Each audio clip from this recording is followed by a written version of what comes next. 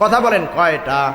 একটা পোশাক দিয়ে নিজের রাসূলুল্লাহর পিছনে ফজরের সালাত আদায় করে, আবার স্ত্রীকেও ফজরের ফরজ সালাত আদায় করায়। কিন্তু আজকে দুর্ভাগ্য হলো, সত্য কথা, 99% মুসলমানের দেশে, 96% মুসলমানের দেশে মসজিদ আছে চাকচিক্য, কিন্তু মসজিদে মুসল্লি পাওয়া যায় না। ঠিক কিনা? এই জন্য আল্লাহ রাব্বুল আলামিন বলেন, ওয়াকাদা রাব্বুকা আল্লা তা'বুদু ইল্লা ইয়াহু ওয়া বিল ওয়ালিদাইনি ইহসানা।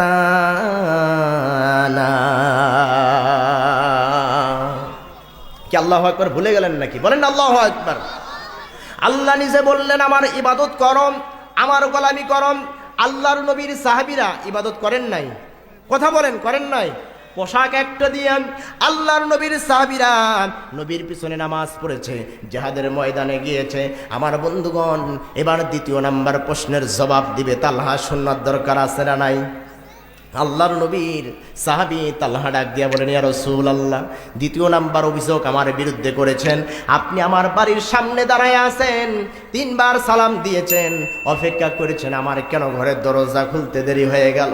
ওগো নবীজি, আপনি শুনে নেন, আমি আজকেও প্রত্যেক দিনের ন্যায় ফজরের সালাত আদায় করে আমি এসে যেমন তেমন পোশাকটা পরে গর্তে ঢুকে গিয়েছি, আর আমার পোশাকটা খুলে আমার বিবির কাছে দিয়ে দিয়েছি, আমার বিবি যেন সালাত আদায় করতে পারে।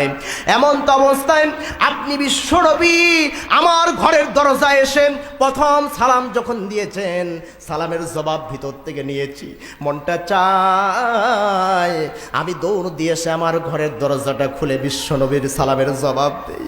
কিন্তু নবীজি, আপনি শুনেন, আমার শরীরে কোনো পোশাক ছিল না, আমি একেবারে যেমন তেমন পোশাকে ছিলাম।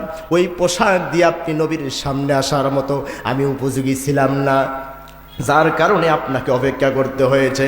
কিছুক্ষণ পরে লক্ষ্য করে দেখি আমার বিবি সালাত আদায় করে দিয়া আল্লাহর দরবারে হাত তুলে নিজের সাথে আল্লাহর সম্পর্ক তৈরি করা শুরু করেছে।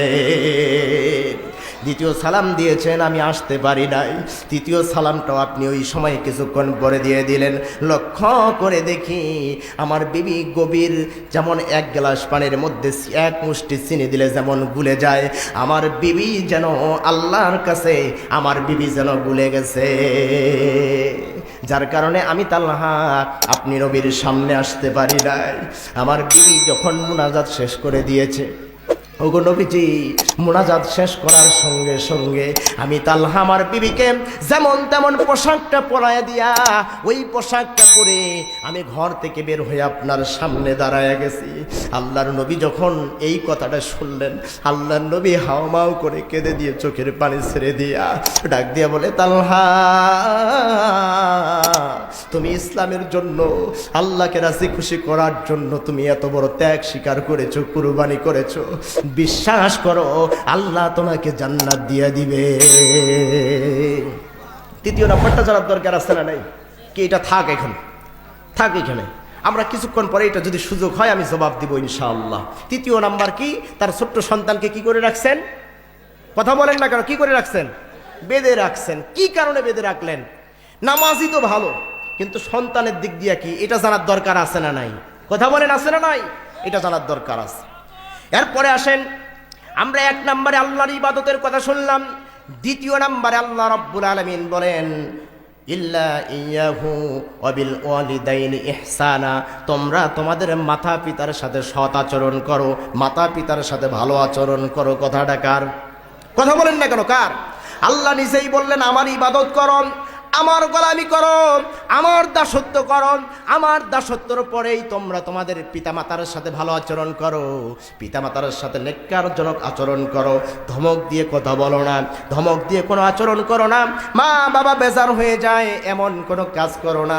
তুমি চাকরি পেয়েছো, বড় ব্যবসায়ী হয়েছো, কোটিপতি হয়েছো, শিল্পপতি হয়েছো, তোমার মা তোমার বাবা গরিব মানুষ, খবরদার তাদের সাথে ধমক দিয়ে কথা বলো না। কথাটা কার? কথা বলেন না কেন? কথাকার। কিন্তু আজকে দুঃখজনক হলেও সত্য কথা, আমরা লক্ষ্য করে দেখি, সন্তান বড় হয়ে যায় যখন, সন্তান চাকরি পায় যখন, সন্তানের পকেটে টাকা হয় যখন, এই সন্তান পিতা মাতাকে চিনে না ঠিক তখন।